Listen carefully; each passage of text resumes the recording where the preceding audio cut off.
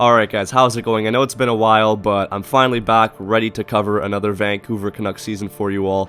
And now, over the past couple of days, some of the Vancouver Canucks young up-and-coming prospects have been participating in the Young Stars Classic. So far, they have played 2 games, one against the Oilers, one against the Jets. To give a quick refresher, if you didn't manage to catch those games, against the Oilers, the Vancouver Canucks won 2-0 with a game-winning goal by Max Sasson. 2 players that I thought played really well in that game were Lekkerimaki. He was all over the ice despite not getting on the score sheet. And also, I gotta give credit to the goaltender Tolopilo for getting the shutout. He was also very solid. And now moving on to the second game, which was played earlier on today, the Vancouver Canucks took on the Winnipeg Jets in a game that they went down 2-0 early on, but then stormed back to get 4 unanswered goals.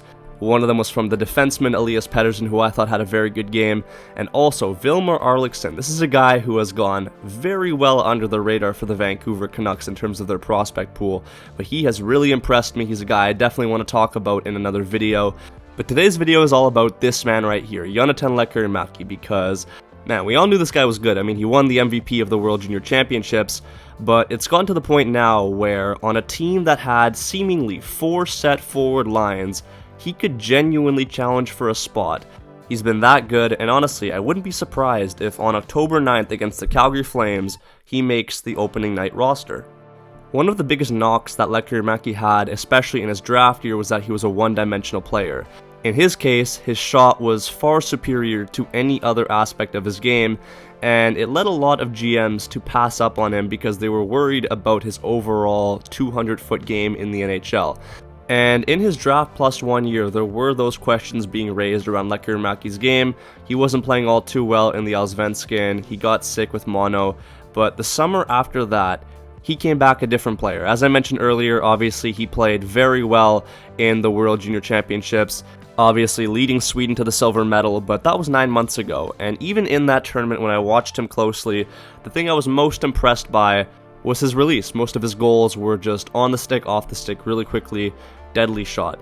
His movement away from the puck didn't exactly wow me, and when the puck was on his stick in transition, he wasn't showing the greatest speed, and he wasn't really able to take on guys as well as some of the other players on Sweden. But when you look at this tournament right here, the way he's played in the past 2 games, because I'll admit I haven't really watched that many SHL games from Lekkerimaki, but from what I've seen in the past couple of days, especially against Edmonton, it's like he contributed to almost every chance that the Canucks had in the highlight package, and he was doing things that we haven't seen him do in the past couple of seasons. You can see him taking on guys here and beating guys in the race. He's gotten faster, and honestly, I thought that Lekkerimaki was still maybe, I don't know, like 3/4 or a full year away from being a full member of the Vancouver Canucks, but this just makes the discussion going into preseason even more interesting of if Lekkerimaki can actually make the Vancouver Canucks roster. But here's the thing, I mentioned earlier that the Vancouver Canucks have 4 basically set forward groups right now. It looks like a pretty complete lineup.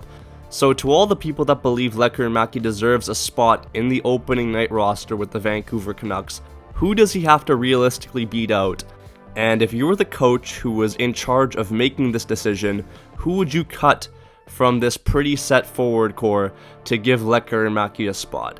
Personally, if I were to have any sort of a guess as to who would actually come out of the lineup, my bet would probably be between a guy like Sprong or Höglander. I'm not saying I want that to happen. In fact, Höglander is a guy that I really want to see stay in the lineup, which is why this is so conflicting. I like both the players, but there just aren't the spots for everyone.